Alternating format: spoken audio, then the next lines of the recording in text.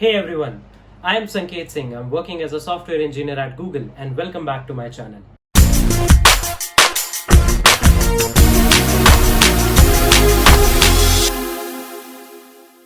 So we are back guys with another power packed video.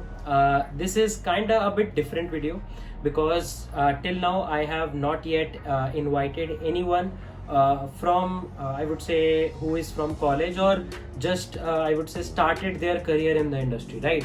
So in this video I have invited Manvi Tyagi. She is a 2021 graduate from Maharaja Agresyan Institute of Technology, and she's currently she recently joined Twitter India as a software engineer. Apart from Twitter, she got a bunch of offers from Microsoft, she got offers from Amazon and few more companies. And in this video we are going to not exactly talk about her journey, because that's not exactly what we are generally in going to be interested in. Rather than we are going to ask some intelligent questions from her, that in her experience what she thinks are most were some very frequent topics that were asked, how she came up with her failures, like if she was rejected in some companies, then how she covered up with that, how she was able to get so many off-campus opportunities, because she's from my college only, so I know the placement scenarios in my college are not that great. So we are going to discuss a lot of things with her. So without any further delay, let's just start. But before starting the video, if you have not yet subscribed to the channel, definitely do consider subscribing to the channel. We are going to put a lot and lot of awesome content on the channel. Apart from that, I have something to share with you. I am planning to start putting up lectures, like proper tutorial lectures. Now I want a suggestion from you guys. Should I put that in this, I would say, channel only, or should I create another channel in order to put dedicated tutorial videos? And let's just keep it this channel on a lighter pace, where we talk about like these basic things, a bit of guidance, like vlogs are there.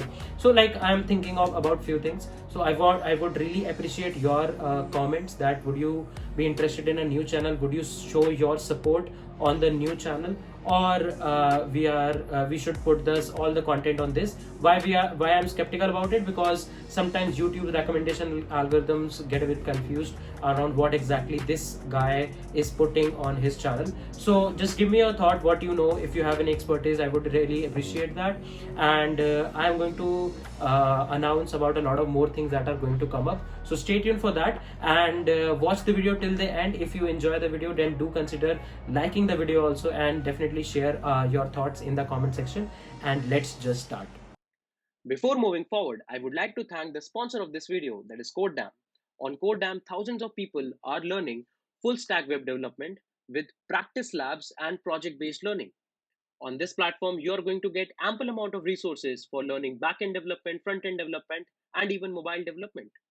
And recently, they have launched their very interesting and kinda new course on Web Development 2021. This is a completely free course.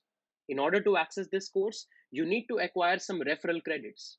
The first credit you can get by clicking on the link in the description below, and you can get two more credits by sharing it with few of your friends. Right? So you can share it with two of your friends and then get total of 3 credits and unlock this course for completely free. And this is kind of a different course, because on this course you are going to get a lot of problems of various difficulty, that is easy, intermediate, and even hard.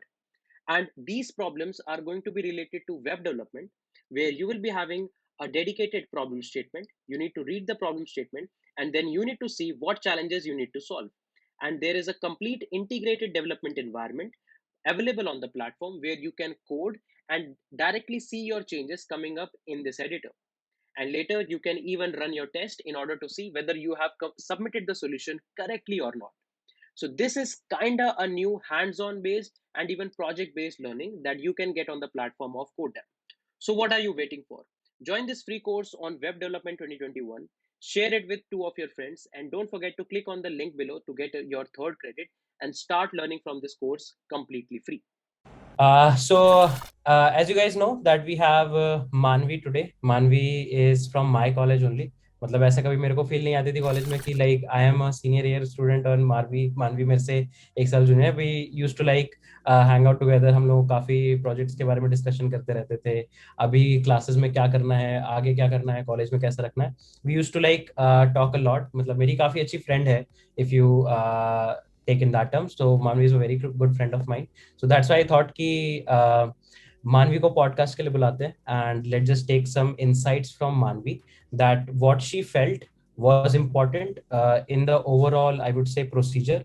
Journey तो obviously मानवी की काफी लंबी रही होगी starting from the college, but हम लोग आज मेनली ये बात पे फोकस करने वाले हैं that what are some very key insights from her interview experiences and what exactly she did for the overall process to getting the calls, so on and so forth.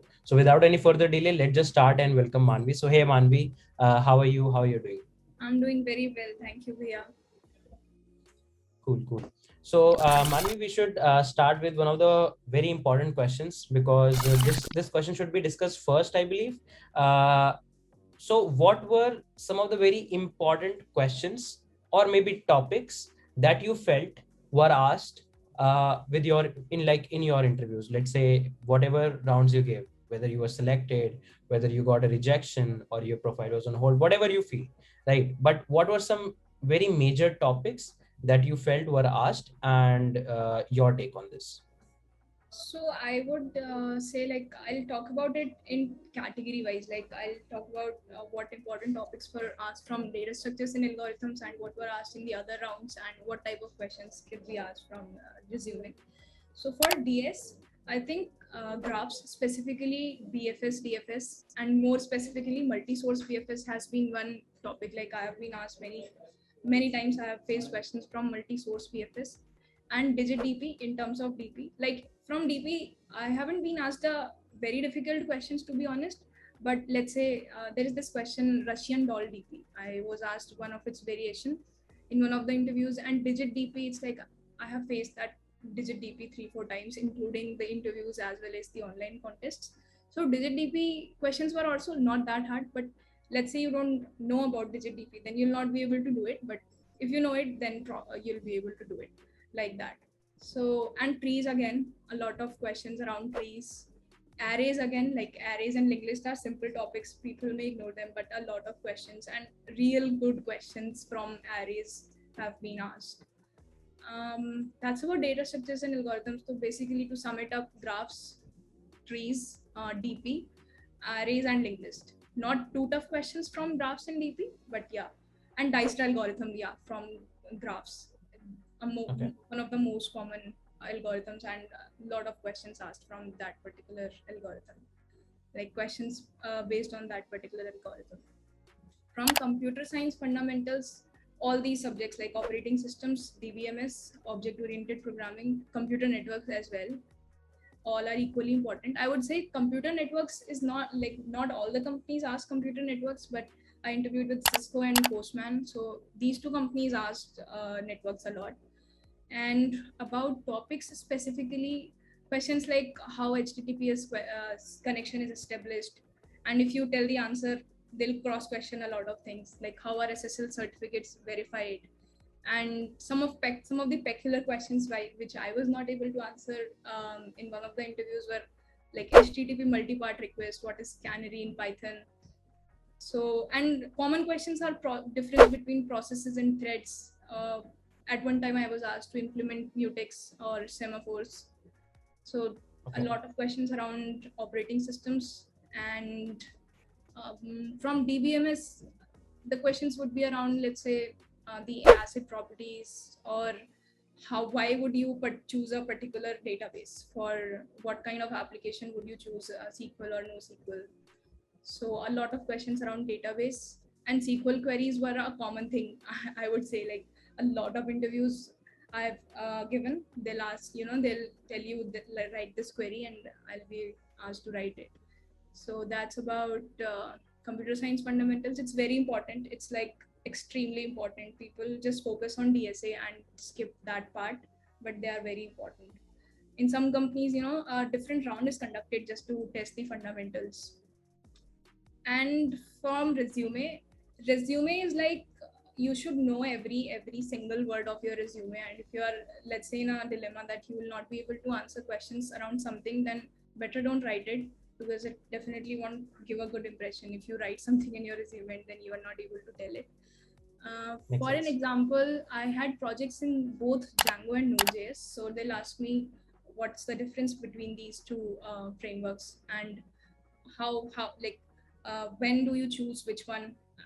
For Node.js, they'll ask specific questions like how Node.js works and how does it handle concrete requests, to questions like that. So basically, you should be very thorough about your resume. So that's all actually. Yeah. Okay. This is kind of a question that I just got into my mind, and I felt it's worth asking. So you said that, let's say there were some concepts around DigiTP also. If you consider, there were some concepts around DigiTP also. But the way how generally people are currently doing in engineering, they don't learn engineering, or they don't study for engineering. They study for a job. They study for a job, so they just go to the websites which are giving them easy questions, or let's say general relevant questions for job interviews, and they do practice that. But what, as per my experience, is these websites and platforms don't focus a lot on concepts like DigiDP. They will be having questions like Russian doll probably, but they might not ask relevant questions around DigiDP. And as you said, there were some variations of the I would say fundamental DP problems. So do you think that in your college tenure, or like whenever you are like having a bit of preparation mood, then solving a bit more harder questions, and you can pick that from anyone, maybe a competitive programming website can be a place to go for, or maybe some international contest previous year questions can be the way to go for. So do you think these extra efforts make sense, or you don't need to do that? You can just like solve basic interview based questions and get through it. What's your opinion on this? I think it makes complete sense to make that extra effort because, prepare for the worst, anything can happen. And in online tests, as per my experience, questions are not that easy. If you just practice standard interview questions like just Russian doll and longest palindromic subsequence, you might not be able to clear the online tests at first. And if you're not able to clear the online test, then okay, nothing makes sense after that. So I think it makes complete sense. Like people should participate in Google Kickstart, let's say, or Facebook Hacker Cup, and solve those questions. I didn't study DigitDP, to be honest, from somewhere specifically. I was probably participating in some contest, and I was not able to solve that particular question in that contest. And then I upsolved it, and then I got to know that there is something called as DigitDP. So that's how it happens. Yeah. Yeah, I also totally agree. Like doing competitive programming is not necessary to get a job, but definitely making an extra, like you don't need to be a 7 star always to get a job, but Yeah. making an extra effort, because you should be a good problem solver because you're an engineer, right? So Right. people can expect you to make a bit more mile and just expect some more harder problems. They can ask some harder, because maybe you already tackle all the easy questions. Now they are not left with some easy question. They will ask you harder questions. And as you said, in the online test, I have also seen this, because companies don't have a control on the online test, because they mostly outsource it to websites like HackerRank, HackerEarth, and then there is a big pool of question bank, and there is a random picking going on. So you never know what kind of question is going to come. Companies generally don't have a hold on that. But again, yes, that was I would say a very specific insight on this. So like as I already know, and I can like directly tell you without asking Manvi, that all of the things that Manvi did and all of the offers she got, whatever preparation she did, as far as I know, she did all on her own. Like in my college, the placement scenario is okay. I won't say it's worse. I won't say it's good. So most of the things that Manvi did are off campus. So first of all, I would like to know, Manvi, that how you reached out to people for off campus opportunities, and what was your overall day-to-day thing that you used to follow in order to apply to these off-campus opportunities. If you can throw some light on that. Sure. Yeah, actually, you're right. We do not have the on-campus privilege, and yeah, so that's all. Yeah, so if all my offers are off-campus, and the strategy that I used was LinkedIn. I would say the only product, the only app that I used to get referrals to apply was LinkedIn for sure. And how would I do that? Like my particular strategy was to I created a list of around 50, 60 companies, and I connected to people working in these companies. I connected to software engineers, engineering managers, and HRs, recruiters as well. So I connected to a mix of people from each of these companies. And it was not like I would connect when there is some opening. I had those connections in advance. And it was like leveraging your network itself, building long-term connections helps a lot, not only in referrals but also in the long run. Like I have got some great insights on my resumes, on my projects through these connections. So I had this list, and every day I would, send some connection requests, like a couple of hours or a 1 hour of my day for some days was dedicated to LinkedIn. I would connect to these people, and that actually helped me in quite a number of ways. First, I made a number of good connections, and sometimes I would ask them for reviewing my resume or discuss my projects with them, and I got some really good insights about those things. Second, and it's actually important, when you connect on LinkedIn, right, you get to see posts from people you're following. And I was connected to people belonging to so many companies. So let's say if there was an opening, and people usually post that there is an opening in my company. If you want referral, please email me or something like that. So my LinkedIn feed was rich with those kind of posts just because I connected to people working in these companies. And third, I was like, I didn't use LinkedIn Premium. I was not having LinkedIn Premium. So whenever there was an opening, I was already connected to those people. I just had to ping them. And it worked many times. It didn't work many times. Like it's like cold messaging. Sometimes it's like for talking to your own friends or your own connections. Like if I ask you for a referral, you'll surely refer me. But if I cold message someone, chances are bleak, and out of like 20-30 people, maybe 5 will reply and 1 or 2 will be ready to refer you. So everybody has to do that. That's a standard process, and one has to follow that to get the referrals. And I did nothing different. I just did the same thing. The only different thing I think I did was just to make that list and connecting with those people in advance, and not just for the referrals but for leveraging my network as well. Okay. Yeah, I also did the same thing. I didn't put that much effort like curating the whole company list. I went to the internet, Googled IIT Delhi placements, got a sheet, DTU placement, got a sheet, then made the intersection, and I was having my sheet. I I actually didn't did do that. much I effort. did that only. I did not write every company by Okay. I thought that you thought for all the companies. no, no. I was like few things like top 10 startups in India, which LinkedIn Hmm. showed, and Fortune 500 companies pick the top 10 from there. So that's how I created it. You should have some goal in your mind that these are some places that I would like to work on. So you have a dedicated path. You don't settle for less. So these kind of sheets and notes does make sense. I And totally. Sanket, yeah, one thing was like, I think 8 to 10 companies were the companies in which you had offers. So I just that Sanket Bhai has worked here and has offers, and I added them all in my list. Yeah.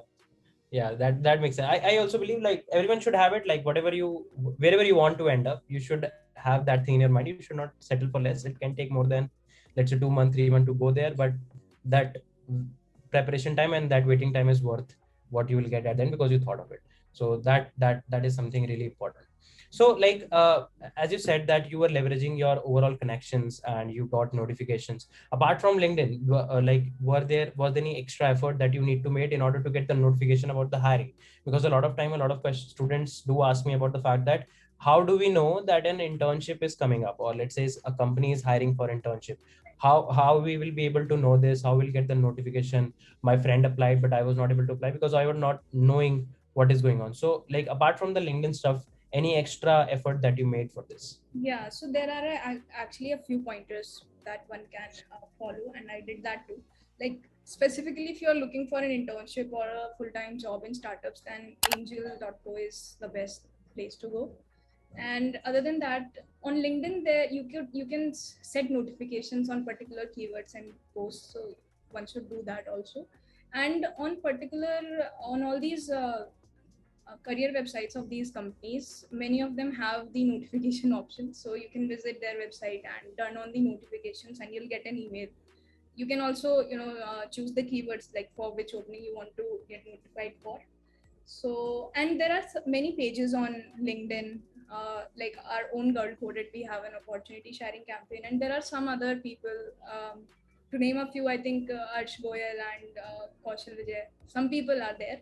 You can follow them, and they keep posting about these jobs and internships. Like, people are trying to make an effort to, so that this problem that, okay, there was an opening, but I didn't know about it, so I didn't apply.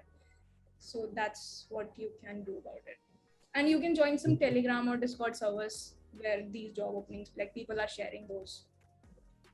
Makes sense. Like I totally agree with this. If you are able to know when the PS5 sale is coming, then it's your own responsibility to know when the hiring is coming.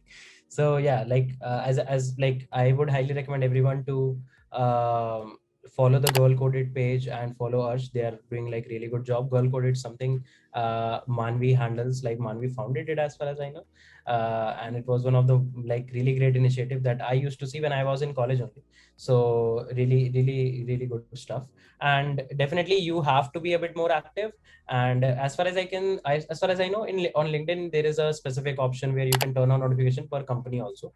So yeah, if someone is watching this video from LinkedIn, please sponsor us, man. We we are selling our product, as I can see that. One more very interesting question that I would like to ask you. See, everyone knows that you have got a bunch of offers, and we are really proud of you. But again, in the whole journey, in the whole process, in the whole procedure, there were a lot of rejections also. So as far as I know, you got a few more rejections as well. So what were some learnings that you had after the rejections that you now think that if I would have done this, the overall scene could have been better? So I think at many of the places I was rejected, the reason was I was not fully prepared.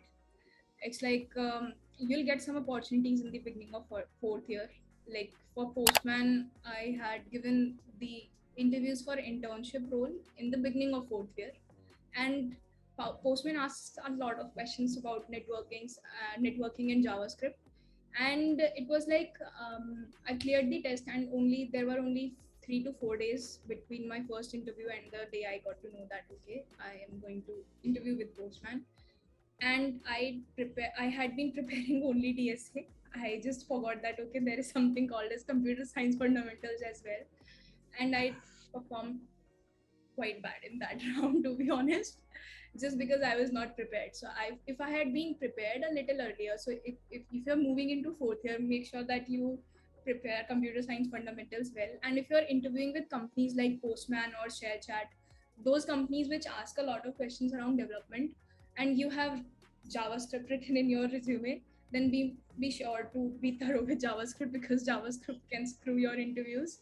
Yeah, It has it can be scary. mine. Yeah. So a lot of questions around JavaScript are asked in such companies. And that was also one of the reasons of my rejection. I was not that thorough with JavaScript in the beginning.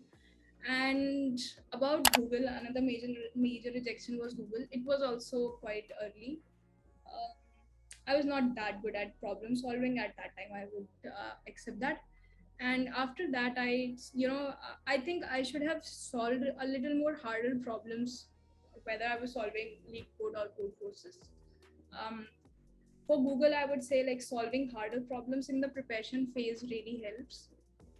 So yeah, that's all about it. Basically, be prepared. Just don't. Um, I'm not saying just don't give the interview if you're not prepared. Giving interviews even if you're not prepared also helps, because it helps you to see where you are lacking.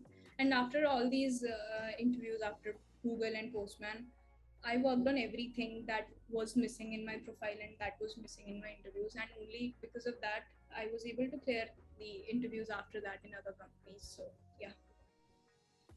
Cool. Yeah, I totally make sense. And I totally agree with this pointer, because I feel, let's say, as with the perspective of an interviewer, I like, at least I feel that if someone doesn't know very hard problem solving, I can give them another chance with another question. But if someone doesn't know computer science fundamental, that how exactly networks work, how indexing is done in databases, I guess that's a major turn off for a lot of people, because that is something that has been taught in the college. People don't like focus a lot on that. People don't go very much in depth in that and stumble a bit. And apart from that, as you said about JavaScript, people like make a few projects and write JavaScript in the resume, and JavaScript can be as scary as hell.